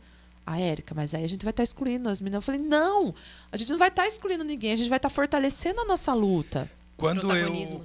eu estudei em Portugal, eu acho que da minha faculdade, eu devia conhecer umas 10 pessoas negras. Olha só. Da faculdade inteira. Olha Na só. minha sala não tinha ninguém, só eu. E na época eu ainda estava nesse processo de identificação. Eu tinha uma amiga que ela era... que até é uma das minhas melhores amigas até hoje, que ela era negra, é filha de negro e de japonês. Então ela era duas minorias, é a Karen. Um abraço, Karen. E, cara, foi legal porque... Eu não conhecia, não convivia com ninguém negro lá. E, cara, ela sofria também bastante racismo. E a gente conversava sobre isso. E aí era uma pessoa que me entendia.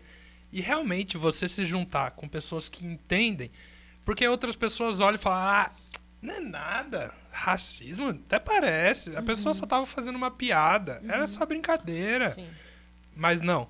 Quando você sente na pele, você conversa com alguém que sente na pele, você se sente parte. E aí você entende que sua dor não é menor, que a sua dor, ela realmente tem que ser levada a sério. E é por isso que falar e se revoltar e fazer uma revolução a respeito disso, como você falou, é extremamente necessário. Sim, e você vê como essas coisas atravessam a gente, porque aí no doutorado eu vou pesquisar metodologia, aí era com um grupo só de mulheres negras, atrizes e não atrizes, e a gente começa a ter a mesma percepção. E eu senti essa necessidade porque eu sempre fui também, nos elencos, a única atriz negra. E aí a Val me chamou a atenção num determinado momento, teste e tal, não sei o quê. Eu falei, Érica, os testes nem chegam até mim. Ela é uma negra retinta.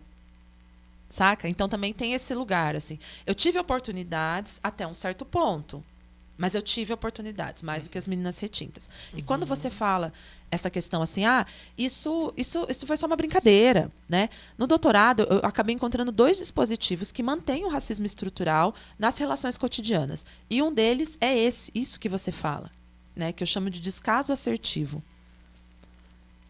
A pessoa branca, ela vai fazer isso, ela vai desmerecer. É um descaso com o que você fala. E aí, quando você se sente profundamente ofendido com a fala do outro, ele tem um cúmplice que também vai fortalecer a fala dele, né? A partir do descaso. E aí ele vai falar para você, é só uma brincadeira. E aí se mantém a estrutura, essa estrutura cotidiana. Sim. Esse e às vezes cúmplice. dentro da nossa própria família. Exatamente. E não é combinado. Não é uma coisa combinada, mas é uma coisa aprendida. Sim. Né? Isso mantém essa estrutura cotidiana do racismo estrutural. Sim. E a gente precisa romper com... É com isso que a gente precisa romper.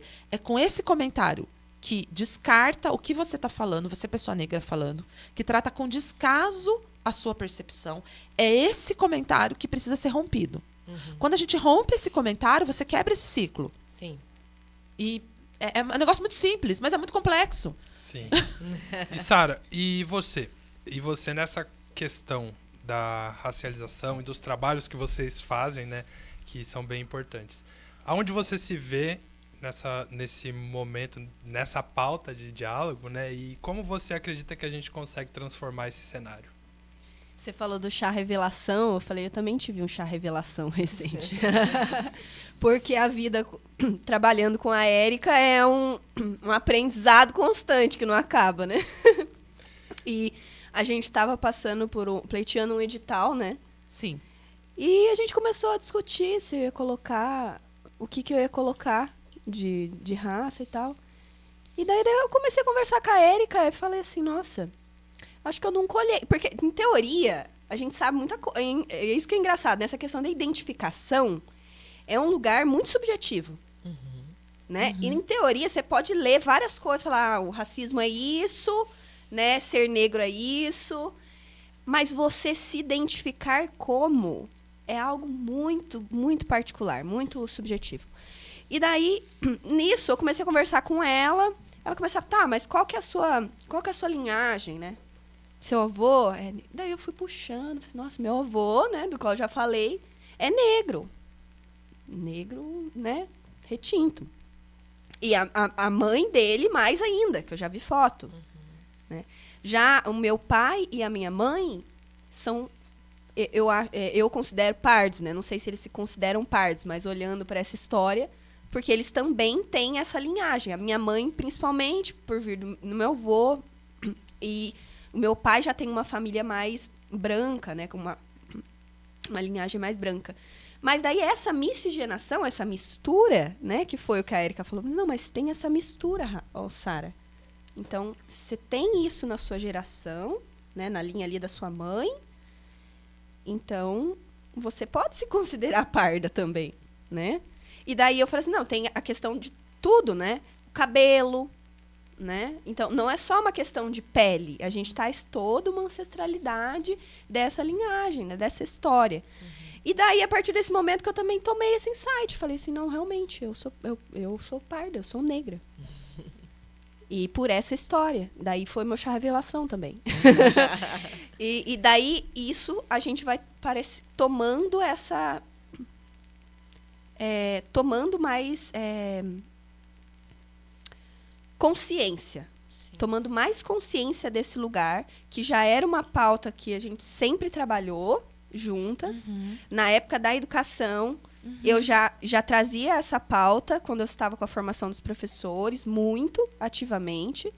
E depois eu e a Érica ainda fizemos também, antes agora desse projeto Mulheres Notáveis que a gente também tem um outro projeto que é na Escola e Família, Educação Antirracista, onde a gente foi levar palestras para as escolas, diálogos, diálogos de educação antirracista. Escola, família, diálogos de educação antirracista. A gente levou essas palestras gratuitamente para as escolas municipais e para conversar com os pais sobre racismo.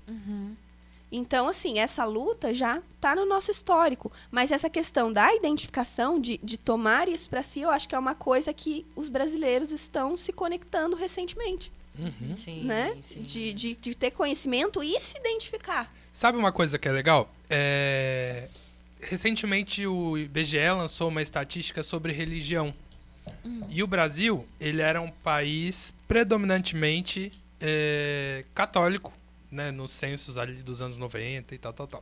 O catolicismo diminuiu muito, aumentou muito o número de evangélicos. Entretanto, o maior crescimento foi das religiões de matriz africana. E eu acho que isso tem muito a ver também com a concepção de ancestralidade, que é quando você começa a aceitar que você é uma pessoa que está conectada a uma ancestralidade, e aí você tem o interesse de descobrir, que é o que acontece com a gente, né? Quem eu sou? Da onde eu vim? Sei lá, tipo, E a partir daí, né, pra onde eu vou com todas essas informações e a transformação da sociedade, né? É porque o caminho muda. Você tá andando, olhando pra frente, achando que o seu único caminho é aquele que a sociedade impôs pra você, e aí do nada você entende que você é outra pessoa, que você tem outras opções, e que na verdade o mundo ele é muito mais complexo do que aquilo que foi pintado pra você. Isso não só também com relação à raça, mas também com a sua localização geográfica, com a questão Com gênero. do seu gênero, a questão da sua classe social, a escola que você estudou. A gente, por muitas vezes na vida, a gente é pautado pela sociedade. Você estudou em escola pública, para entrar numa universidade pública é difícil. Você tem que fazer um cursinho. Se você não fizer o cursinho, você não vai entrar. Mas por que não? Porque que aí as cotas, elas vêm para mudar um pouquinho isso. Mas mesmo assim, não são só sobre cotas. São sobre realmente você fazer a pessoa acreditar, sonhar e se apropriar do futuro que ela realmente quer ter. Né? Garanto que talvez a Érica Veriano, você, eu, a Elô, a gente não fazia ideia das coisas que a gente iria traçar como caminhos até a gente chegar onde a gente está chegando, onde a gente quer chegar. Né? Isso vai mudando junto com as gerações também. Né? Como você falou, você cantava quando criança, saiu dessa área. E agora você é um artista que trabalha com arte. Né? E como foi voltar para você, para a arte?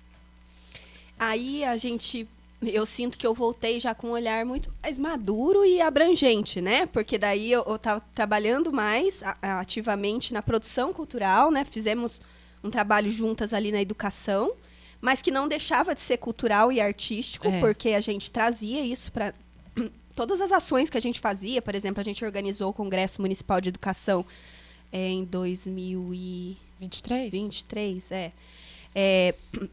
quando a gente ainda tinha essa ligação com a Secretaria de Educação, a gente organizou esse congresso e dentro desse congresso fizemos questão que tivesse intervenções artísticas. Então, assim, tudo, né? Tudo se conversa, né? Sim. A Érica fez mestrado em educação, mas tinha as linhas ali que estavam dentro da arte. Então, tudo se conversa. E daí, assim, para mim, veio muito nesse lugar. A educação puxou o gancho, mas daí veio a produção cultural, aí veio o Instituto Atuarte, e agora, talvez um projeto que não é novo, mas que eu estou entrando agora, que é o do Tamboral, que nasceu com a Érica conta daqui a pouco melhor, e o do Tamboral, que é voltado para a cultura popular, e que a Érica já trabalhou, já apresentou em Sesc Sonora, etc. E, de repente, quando veio agora o edital da PNAB, em Pinda, deixa eu lá, por que não, né, fazer o do Tamboral retomar e a gente pensar num projeto juntas, né? E a gente trouxe mais um amigo meu, músico, e daí falar, vamos fazer o do Tamboral virar um quarteto aí. Sim. Ai, que incrível. E daí a gente vai vir com esse projeto onde eu vou poder retomar com a música dentro do cenário cultural. Ai, que legal. Então, essa é assim, a minha... Tô muito animada, porque é a minha oportunidade de voltar, porque nunca teve distante de mim a música, né? Mas de estar de uma maneira mais ativa, de fato cantar, de fato me apresentar, que também é algo que eu gosto muito da produção. mas também gosto de estar no palco, também gosto de cantar. Então vai ser uma oportunidade de retomada junto com a Érica, a gente cantando juntas. Sim. E trazendo a cultura popular dentro da música, que é algo muito significativo e importante também. Ai, que incrível. E esse é um projeto que está dentro da PENAB. Todos os seus projetos são feitos com leis de incentivo, né, Érica? Eu queria que a gente abordasse Sim. um pouquinho esse tema e a importância da gente ter esse trabalho, as leis de incentivo, como a gente pode recorrer a ele, quais os caminhos que a gente pode começar para trabalhar assim também, né? Sim, esse é um dos projetos que está na PNAB agora, né? A gente começa com ele. É importante falar que a Sara é uma excelente cantora, né? Um contralto lindíssimo, assim. Eu sou apaixonada, né, pela voz dela, assim. Acho que vai dar um casamento muito bom, né? A gente já viu que as nossas vozes combinam, né? Então a gente porque tem isso também, né? Então a gente está numa preparação também para entregar aí, né, um trabalho de muita qualidade, assim. Como tudo que a gente faz. Importante a gente também, uma coisa que a gente preza no Instituto é que nós, que estamos na diretoria, que a gente dê foco também para o nosso trabalho artístico. Nós não somos somente empresárias culturais. Eu acho que o termo economia criativa, assim, eu já fazia isso, né? Todo mundo, né, que é arte, já estava nesse lugar antes do termo acontecer. E o empreendedorismo cultural já era muito presente. E a gente entende que é importante, dentro desse empreendedorismo, a gente mostrar o nosso trabalho, a nossa arte, né, nosso corpo artístico aí. E a gente, assim, acho que eu durante a minha carreira, eu fui vendo caminhos, eu fui entendendo os caminhos também, né? Porque não existia, assim, um lugar. Ah, você vai estudar a produção e vai entender como... Não, eu fui entendendo. Eu tive muita sorte, gente. Eu sou uma pessoa extremamente abençoada e sortuda, né, Sara? Eu sou essa pessoa. E falante, né? O que ajuda muito. Né? Muito. Quando eu fui fazer faculdade, aí apareceu a oportunidade de fazer um estágio no Teatro Guaíra. No teatro, né, o Centro Cultural Teatro Guaíra, que eu amo de paixão. Assim. Então eu saía da faculdade, que era na mesma rua, de manhã, e ia para o Guaíra. E aí eu fiquei um tempo na diretoria, né, assessorando ali como estagiária, e depois eu passei para a produção do balé, com a Carla Heineck, com a Shirley Conceição, nossa, uma galera assim, muito do bem, assim. E um pessoal maravilhoso, assim. E aí eu tinha uma tarefa, gente, que era fazer os projetos do grupo de dança, do G2, que é a companhia já do pessoal que já tinha mais idade, que é a dança contemporânea, do Centro Cultural Teatro Guaíra, que é o maior centro cultural da América Latina. Nesse contexto, eu tinha que fazer uma coisa, fazer os projetos que eles iam apresentar nos outros lugares, e eu tinha que preencher o Notes, que era um programa do Estado do Paraná. Só que eu não sabia, gente. Eu não sabia fazer, eu não entendia nada de internet, eu sabia mexer no computador. Basicamente, eu entrei na faculdade, assim, e a gente tinha, né, umas aulas, e eu fazia os trabalhos para as minhas amigas, para elas, em troca delas digitarem o meu trabalho. Eu não tinha computador. Outros tempos. Outros tempos, gente. Foi muito rápido. De 2004 para 2005, 2004 a gente podia entregar na folha de almaço. Todo mundo. 2005 ninguém mais podia entregar na folha de almaço. Não era só eu que não tinha noção. Todo mundo na minha sala ficou perdido. E a gente começou a fazer aula na faculdade para poder aprender a digitar, fazer as paradas, né? E aí eu comecei, e ele foi um treino para mim. Então eu pegava os projetos e ficava fazendo os projetos, né? Copiando a base dos projetos e mandando para esses lugares. Ali eu aprendi a escrever projeto. Olha só. Eu tive a sorte de ser estagiária no SESC, da pessoa que era curadora do palco giratório, Patrícia Barbosa. Então, esses projetos chegavam, eu olhava os projetos e via como eram os projetos. E eu via se estava tudo ok. Eu dava o tique ali nas apresentações, estava tudo ok com o que estava no projeto. Né? A pessoa prometeu isso, é isso que está entregando. Eu via a filmagem, né? Eu estou falando de um tempo que a gente mandava tudo pelo correio, tá, gente? O DVD, o projeto, tudo isso. Então, eu fui entendendo esse mecanismo. Então, o primeiro mecanismo que eu aprendi a mexer foi Prefeitura e SESC. Então, eu vendia para a Prefeitura e para o SESC no meu trabalho. A gente montava os projetos. Eu fazia um caderno, assim, já com DVD, né, que ia dos projetos, e enviava pelo correio. Porque era muito pesado para enviar né? O link, essas coisas. Tinha plataforma que não aceitava link. Então, era muito difícil. E comecei a vender. E vender mesmo. Eu chegava nos lugares e falava, olha, eu tenho um projeto que vai bombar o ano inteiro. Eu fiz muito isso no Sesc. É isso, e tal mês. Eu montava um cronograma. Outubro, eu já estava com a agenda fechada para o próximo ano. Entendeu? Então, assim, aprendi o mecanismo. Porque eu sempre vivi de teatro, precisava viver de teatro. Tinha um projeto no Paraná, que era o Paraná Fazendo Arte, na época, acho que do Requião. E eu fiz parte desse projeto com formação. Então, eu viajava, né? Tinha que montar um projeto para eles, se você fosse aprovado com as oficinas, você viajava o estado para poder ministrar esses cursos. E eu consegui ser aprovado, então eu viajava e ministrava os cursos. Fui pegando o mecanismo, né? Aí, lá no Paraná é um pouco diferente, mas é diferente, mas é parecido, né? Tem o Profícia, que é o PROAC e tal, né? Então, tem uns mecanismos diferentes. Mas eu trabalhei muito com Sesc e Prefeitura, com venda direta, inexigibilidade, assim, né? Então, isso foi muito fácil, assim. Em 2015, eu venho para Campinas e aí eu vi que eu podia entrar no PROAC, entendeu? Uma artista lá de Campinas, a Melissa, ela me veio conversar comigo, eu tinha acabado de chegar em Campinas, eu falei, eu quero entender os mecanismos daqui. Quais são os mecanismos da cidade? Eu quero entrar nesse circuito, né? Além de vender para as prefeituras. Entendi o PROAC. Rouanet eu já conhecia, né? Já tinha trabalhado com o Rouanet e tal.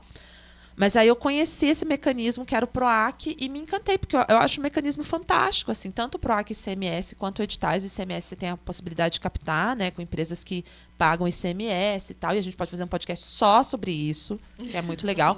Mas são mecanismos que ajudam você a desenvolver a sua cultura com dignidade.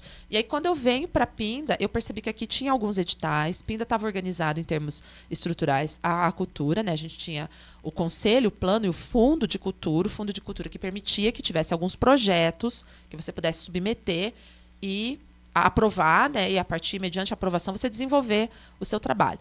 Como presidente do Conselho Municipal de Cultura, que hoje estou como presidente, a nossa luta é sempre para aumentar e melhorar o valor dos editais, né, melhorar os critérios dos editais. Então, a gente trabalha ali em conjunto, né, todos os conselheiros, para a gente melhorar o trabalho, né? Eu falo que quando a gente tem essa possibilidade, esse recurso, o ganho para a sociedade é incomensurável, né? A gente não tem como medir o que você está levando, o que está acontecendo ali, mas é grandioso. Então, hoje, os nossos trabalhos, basicamente, dentro do Instituto, eles precisam dessa aprovação. Por quê? Sem isso, a gente não consegue pagar as pessoas, os oficineiros que trabalham com a gente. Então, a gente trabalha para conseguir o recurso para contratar gente. Basicamente é isso. Então, a gente distribui essa renda. Então, a gente contrata essas pessoas para distribuir essa renda e levar a arte para mais pessoas. Então, quanto mais recurso a gente consegue, mais a gente contrata. Então, eu ouso falar que fomos a instituição que mais contratou, né? E, assim, para fazer os filmes, a gente estava com 3 filmes né, e assessorando outras pessoas também, na Lei Paulo Gustavo. Na PNAB, a gente faz as assessorias e a gente potencializa essas contratações, né? Então, a gente precisa de recurso para que a arte aconteça. Muito legal. Então, quer ter um projeto aprovado, pode contratar a Érica Veriano, o Instituto Atuarte, que consegue passar projeto. Isso. A gente nem faz um trabalho de contratação, não. A gente faz um trabalho de associação. Os artistas, eles podem se associar. Se associando ao Instituto Atuarte, eles vão ter todo o trabalho de assessoria e consultoria para a elaboração de projetos. Eles vão ter também um respaldo jurídico e contábil para desenvolver os projetos, né? E a gente auxilia na produção. Então, assim, é um trabalho bem completo, assim. Então, mas a gente não ganha para escrever, é um pouco diferente. A gente trabalha numa parceria, assim, a partir do momento que a pessoa é associada, né? Que legal. E como que as pessoas podem se associar ou alguém quer contribuir com o Instituto Atuarte de maneira independente, como que elas podem fazer? Fale com a Sara no WhatsApp do Instituto Atuarte. Ligue já para o telefone 129. Nossa, adorei. A gente tem o nosso perfil no Instagram, né? @atuarte.instituto. Lá a gente tem o link na bio com o nosso contato. Eu não lembro de cabeça agora o número do WhatsApp, mas a gente tem no nosso link da bio lá. Você pode conversar com a gente. A gente faz uma explicação, eu mostro tudo isso que a gente oferece, né, dentro dessa dessa assessoria de projetos. E daí a pessoa, tendo interesse, ela vai ter um formulário que ela vai responder, quais projetos ela tem interesse de fazer, se ela já tem algo escrito ou não. Tem pessoas que chegam, assim, né, para estruturar algo a partir de. Fala assim, olha, eu não tenho nada. E tem pessoas que chegam já com um projeto extremamente estruturado, mas precisam vender ele, né? Tem pessoas que já chegam com o projeto aprovado e precisam captar. Ou reorganizar a administração do projeto, né? Orçamentos, essas coisas assim, sabe? A gente está agora ajudando um artista, o Fabiano, nosso super parceiro, né, que foi aprovado na PNAB também. A gente entrou depois da aprovação, mas para ajudar ele ali na parte burocrática, na administração dos pagamentos, das notas fiscais. Então, para o artista fazer a sua arte e não precisar se preocupar depois, né, se vai dar errado a prestação de contas, se ele não vai ter os recursos que ele precisava para executar aquele projeto, um projeto que não tinha marketing, mas precisa ter marketing, precisa evidenciar o trabalho que foi realizado. Então, tudo isso a gente vai organizar. Então, pode entrar em contato. Como é que fala? Entre em contato, @Instituto Atuarte. Atuarte.instituto. Entre em contato no Instagram, atuarte.instituto. Lá você conversa com a Sara. Vou contratar você para fazer uma gravação só dessa propaganda. Elô é o melhor que temos. Locutora de primeira, tá aí em todas as propagandas na internet. É importante falar que a nossa instituição, né, é uma associação. Ela é uma associação sem fins lucrativos, né? E então a gente pode receber doação de empresas também, de pessoas físicas. E lá, tanto no Instagram quanto no nosso site, que é www.institutoatuarte.org.br, você vai encontrar um espaço para fazer doação, né? Temos vários parceiros já, a gente, né, faz parte aí de um grupo, que é o BNI, que é um grupo de empresários. Somos membros fundadores, né, do BNI aqui em Pindamonhangaba. E hoje o nosso maior parceiro é o MK Planejados, né, que vem aí ajudando a gente já há um tempo. Se vocês precisam de planejados, falem com a MK, porque eles vão construir para a gente lá, dentro do nosso espaço, um teatro de bolso, para a gente melhorar as experiências das crianças para fazer, né, as atividades. Isso é muito maravilhoso, né? Então, empresário que queira doar, eu sempre falo uma coisa, o nosso trabalho, você não come, você não veste, você não é de souvenir, mas você muda vidas, né? Você não põe na prateleira. Mas quando você ajuda uma instituição, uma iniciativa, não só a nossa, mas qualquer iniciativa do terceiro setor que faz um trabalho sério, você está mudando vidas, né? E isso vale muito mais do que uma comida que você come ali, né? Que você compra um produto para você comer, uma roupa para você vestir. Você está mudando, muitas vezes, a trajetória de vida da criança. Sim, com certeza. Né? Então, por favor, né, participem com a gente. A gente tem muitos gastos superficiais e por que não, né, tirar desses gastos superficiais para investir em cultura, né? Sim, entretenimento, desenvolvimento, né, dessas crianças. É importante falar também que às vezes as pessoas acham que a gente recebe um aporte mensal da prefeitura para falar assim, não, mas eles já têm o recurso, eles não precisam de doação. Gente, os recursos, quando a gente consegue, né, aprovação, editais, é claro que a gente teve várias aprovações em editais, a gente sabe o mecanismo, mas a gente paga pessoas. A gente tem uma estrutura que é de água, luz, aluguel, a gente precisa reformar o espaço, a gente precisa adequar o espaço para as aulas. Tudo isso vem de recursos que são doações, que são os nossos alunos, pais de alunos que contribuem mensalmente, que fazem isso acontecer, e parceiros, como a Érica falou, né? E contribui voluntariamente. A gente teve um movimento, assim, inclusive, de pais que falam assim, nossa, a gente vai ajudar, né? A gente vai fazer isso. Então, isso é muito legal, assim, quando a pessoa se sente tocada. A gente faz rifa, a gente faz bingo, né? A gente faz várias coisas para poder ajudar nessa estrutura. Porque quando os editais são aprovados, a gente prioriza realmente pagar pessoas, né? Porque o tempo não é dinheiro, o tempo é vida. E a pessoa está doando a vida dela ali em prol de uma causa, porque a gente entende isso, né? Que as nossas colaboradoras, elas estão no propósito com a gente. Elas estão doando vida. Inclusive, né? Um beijo, Dai e Mica, maravilhosas professoras da Atuarte.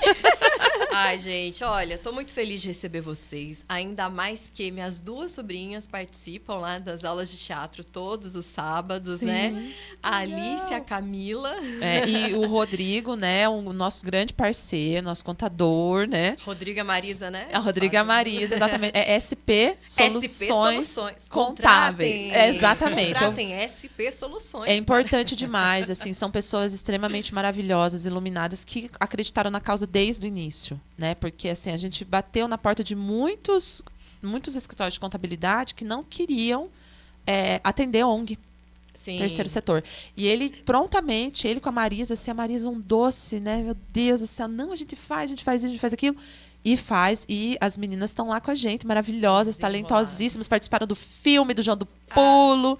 Foi Artistas A minha irmã da também. família. A minha irmã também fez teatro com vocês lá no Instituto Atuarte.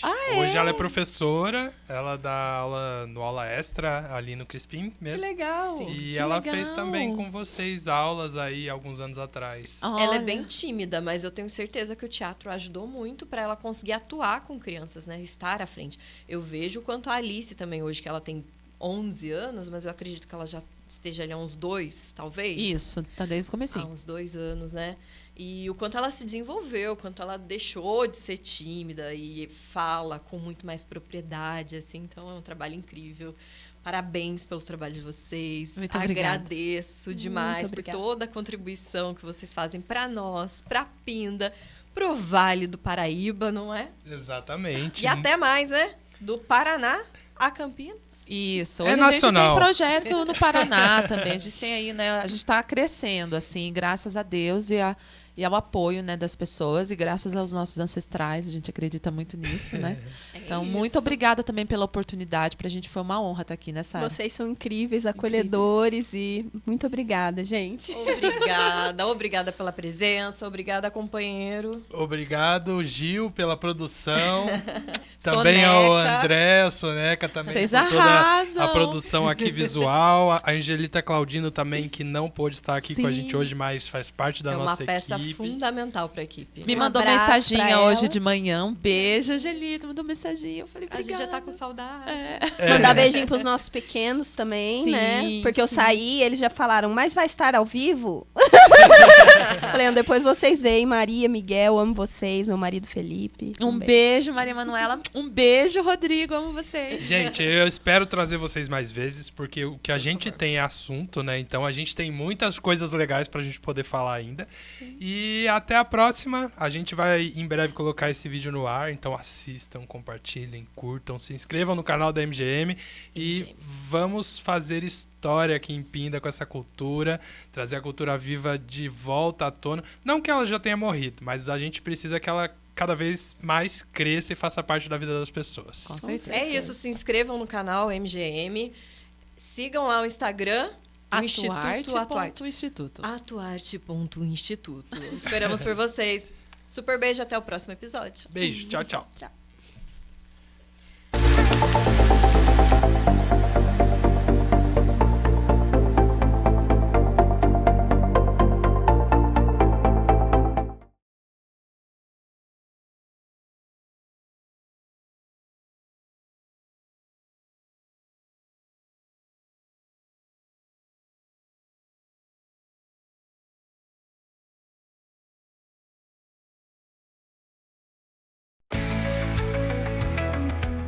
Descubra a excelência em filmagem aérea com a MGM Digital. Na MGM Digital transformamos suas visões em realidade, com o nosso serviço de filmagem aérea de alta qualidade. Seja para eventos, projetos corporativos, produções cinematográficas ou imobiliárias, nossas soluções oferecem um nível inigualável de profissionalismo técnico e um custo-benefício que se destaca no mercado. Com ampla experiência técnica e utilizando a tecnologia mais avançada em drones para capturar imagens aéreas deslumbrantes, estamos preparados para enfrentar qualquer desafio, seja em ambientes urbanos densos ou paisagens naturais complexas. Na MGM Digital, acreditamos que qualidade não precisa significar um alto custo. Nossos serviços são projetados para oferecer o melhor retorno sobre o investimento. proporcionando imagens aéreas de qualidade cinematográfica a preços acessíveis. Trabalhamos de perto com os nossos clientes para entender suas necessidades específicas e oferecer pacotes personalizados que se ajustem ao seu orçamento, sem comprometer a qualidade. Equipamentos de última geração. Utilizamos drones de ponta equipados com câmeras de alta resolução para garantir a máxima qualidade de imagem. Ampla experiência em diversas indústrias, garantindo que o seu projeto esteja em mãos competentes. Consultoria detalhada para entender e atender às suas necessidades específicas, criando soluções sob medida. Priorizamos a segurança em todas as operações, cumprindo todas as regulamentações e diretrizes de voo. Transforme sua visão em uma realidade espetacular com a MGM Digital. Entre em contato conosco hoje mesmo e descubra como nossos serviços de filmagem aérea podem elevar seu projeto a novos patamares. MGM Digital.